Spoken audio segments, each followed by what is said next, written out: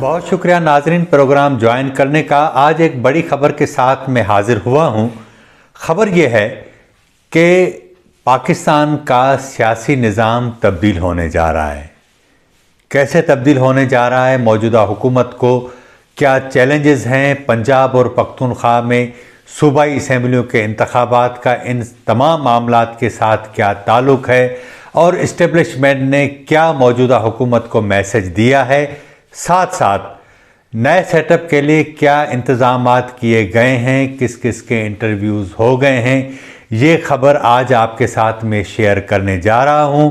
पाकिस्तान का सियासी निज़ाम की अब कितनी मुद्दत बाकी रह गई है, क्या मौजूदा निज़ाम तब्दील होगा तो उसकी जगह कौन सा निज़ाम लेगा, और क्या ये आउट ऑफ बॉक्स जाकर यानी पाकिस्तान का जो आइन है अगर उससे मावरा ये सारी चीज़ें होंगी तो क्या फ़ौज बराह रास्त खुद इक़्तिदार में आएगी या कोई और तरीका अख्तियार किया जाएगा।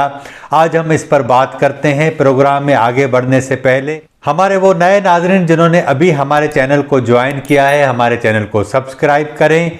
प्रोग्राम में आगे बढ़ते हैं। खबर यह है कि मुल्क का मौजूदा माशी निज़ाम बिल्कुल जो है वो तबाही की जानिब तेज़ी से बढ़ रहा है। पाकिस्तान को किस तरह बचाया जाए, इस पर तमाम स्टेक होल्डर्स ने संजीदगी के साथ गौर शुरू कर दिया है। आज ज़राए ने इस हवाले से बताया है कि पाकिस्तान में टेक्नोक्रेट सिस्टम लाने के लिए संजीदा किस्म की तैयारियां शुरू कर दी हैं। इमरान खान ने दोनों सूबाई असम्बलियां पंजाब और पख्तूनख्वा तोड़ दी हैं। खैबर पख्तूनख्वा में निगरान वज़ीर आला भी तैनात हो चुके हैं, उन्होंने हल्फ ले लिया है। पंजाब का मामला इतवार को रात तक हल हो जाएगा। पंजाब के निगरान वज़ीर आला के नामजदगी के बाद तहरीक इंसाफ का क्या रद्द-ए-अमल होता है, इस पर तो आने वाले दिनों में हम बात करेंगे।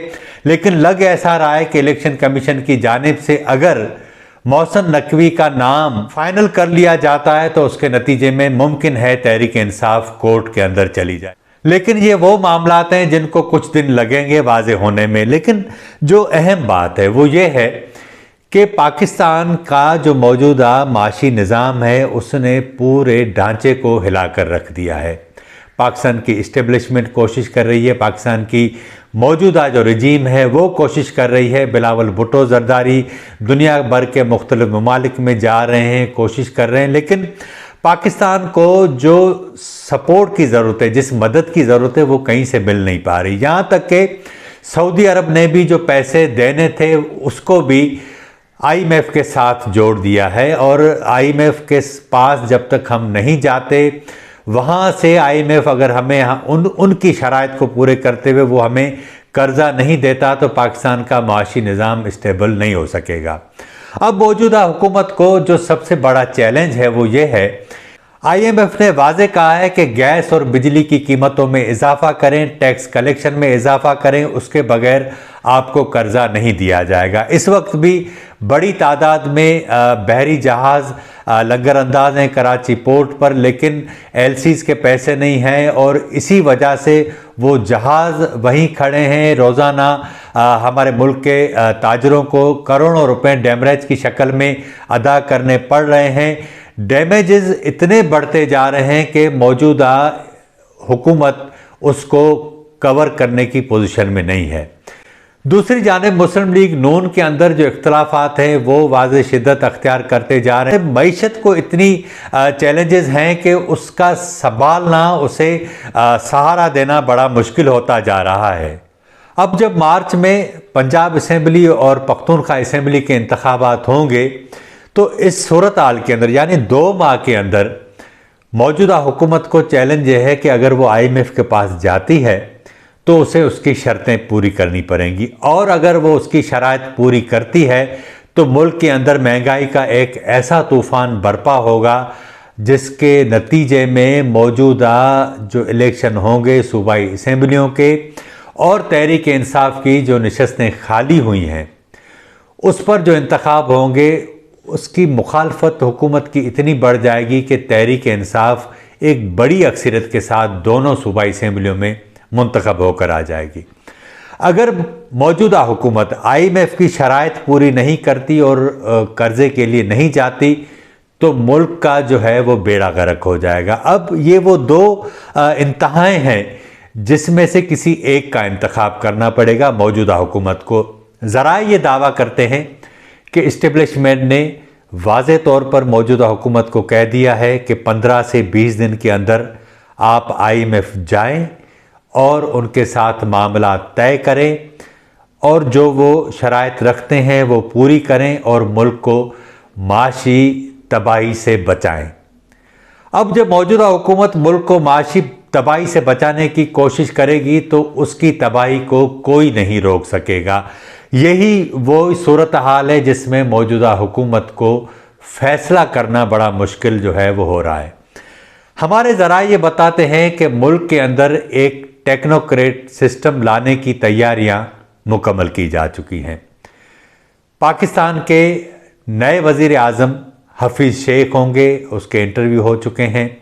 साबिक गवर्नर स्टेट बैंक थे, वो मुल्क के वज़ीर ख़जाना होंगे। फ़रोग नसीम जो मुशर्रफ दौर में और इमरान खान दौर में वज़ीर कानून थे, इस बार भी वज़ीर कानून के लिए उनका नाम लिया जा रहा है। आबिद ज़ुबैरी अटारनी जनरल, उनका नाम लिया जा रहा है। इस तरह कैबिनेट के दीगर लोग जिन भी जो है वो उसमें नाम लिए जा रहे हैं वो शामिल होंगे। FBI के लिए शब्बर ज़ैदी का नाम लिया जा रहा है कि वो FBI के चेयरमैन होंगे। मुल्क में एक टेक्नोक्रेट सिस्टम लाने के लिए IMF के साथ मुआहदा करने के लिए ये सारी कोशिशें की जा रही हैं। इनडायरेक्ट तौर पर आप समझें कि मुल्क IMF के उस एजेंडा पर चला जाएगा। पाकिस्तान की इस्टेब्लिशमेंट और पाकिस्तान के अवाम का इशू यह है कि अगर सियासत बचाते हैं तो मुल्क का बेड़ा गर्क होता है और अगर मुल्क को छोड़ देते हैं तो सियासत बच जाती है। लेकिन यहाँ सवाल ये पैदा होता है कि मुल्क का जो मौजूदा आइन है उसमें टेक्नोक्रेट सिस्टम की कोई गुंजाइश नहीं, तो क्या किस तरह ये सिस्टम लाया जाएगा, यानी आउट ऑफ बॉक्स जाएंगे तो किस तरह होंगे। ज़रा ये बताते हैं कि सुप्रीम कोर्ट का किरदार इसमें इंतहाई अहम होगा और वो किसी मरहले पर भी इस बात का मामला सुप्रीम कोर्ट में जाएगा। उसके बाद ये सारी चीज़ें आने वाले दिनों में सामने आ सकती हैं। लेकिन अगर मौजूदा हुकूमत IMF के पास चली जाती है तो शायद टेक्नोक्रेट सिस्टम जो है वो पीछे चला जाए और मौजूदा हुकूमत कंटिन्यू करे। लेकिन मौजूदा हुकूमत अगर कंटिन्यू करती है तो सूबाई असम्बलियों में खुसूसन पंजाब में उनके पल्ले कुछ भी नहीं रहेगा। अब इस सारी सूरत हाल के अंदर सियासी जमातों का क्या रद्द अमल होगा, खुसूसन मौजूदा हुक्मरान जमातें और पाकिस्तान तहरीक इंसाफ, क्योंकि टेक्नोक्रेट सिस्टम आएगा तो उनके टेक्नोक्रेट लोग मुमकिन है सिस्टम के अंदर एडजस्ट हो सके, लेकिन सारे लोग एडजस्ट नहीं होंगे।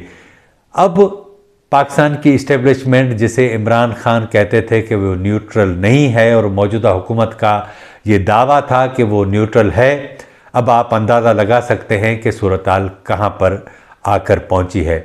नए टेक्नोक्रेट सिस्टम के लिए सुप्रीम कोर्ट का किरदार इंतहाई अहम होगा और ये इसलिए अहम होगा कि पाकिस्तान के पास कोई चारा नहीं है। सियासी निज़ाम को बचाया जाए या मुल्क की माशी सूरत हाल को बचाया जाए, हम इस वक्त एक ऐसी दलदल के अंदर फंसे हुए हैं कि ख़ुद को निकालने की कोशिश करते हैं लेकिन मज़ीद धंसते जा रहे हैं।